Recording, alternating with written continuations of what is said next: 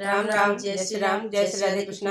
आप सबका बहुत बहुत स्वागत है, बहुत बहुत अभिनंदन है। आपके लिए लेकर आए हैं एक प्यारा सा सोहर गीत। आप सब सुने, आनंद में, कमेंट बॉक्स में जरूर बताएं गीत कैसा है।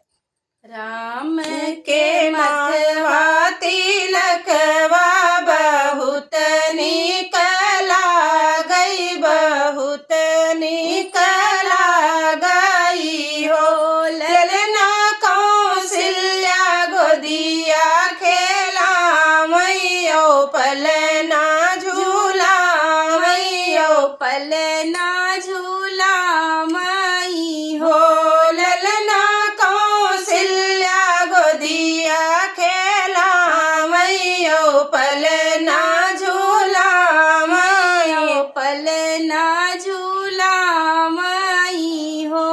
खेलत राजा के आंगन माँ घूटन बल धावत, घूटन बल धावत हो। रमना देखो हरखिन निवास, सकल तनु तोरत, सकल तन तोरत हो। ललना देखी हर सिर निवास, सकल तृण तोरत, सकल तृण तोरत हो। राम जी के हाथ धनुहिया बहुत निकला गई, बहुत निकला गई हो। ललना खेलन जात बन बीच, मृगन मारत, मृगा का मारत हो।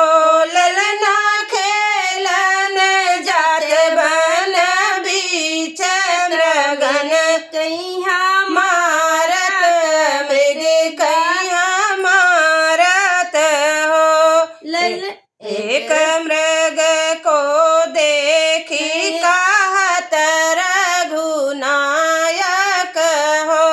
एक मृग देखी कहत रघुनायक, कहत रघुनायक हो।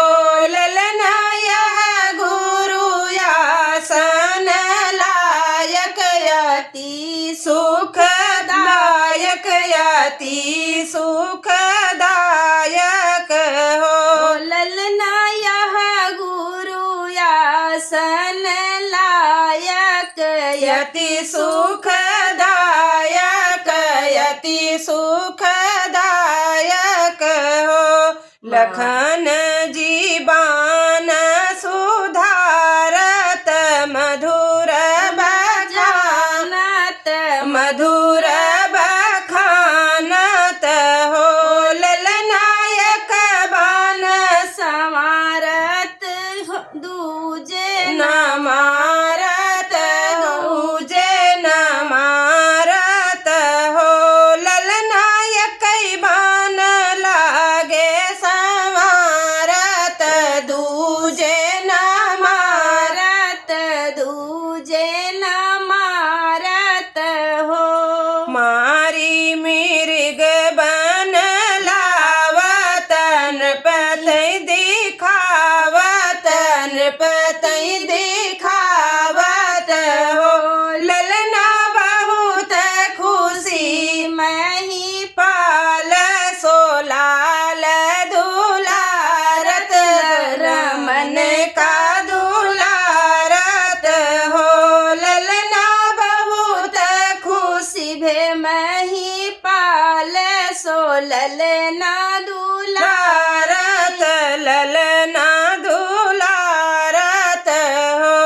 हम तुम वर मांगत रहु, अरज वै सुनावत, अरज सुनावत हो। ललना देहु हमें वरदान, सुखद मोहि भावत, सुखद मोहि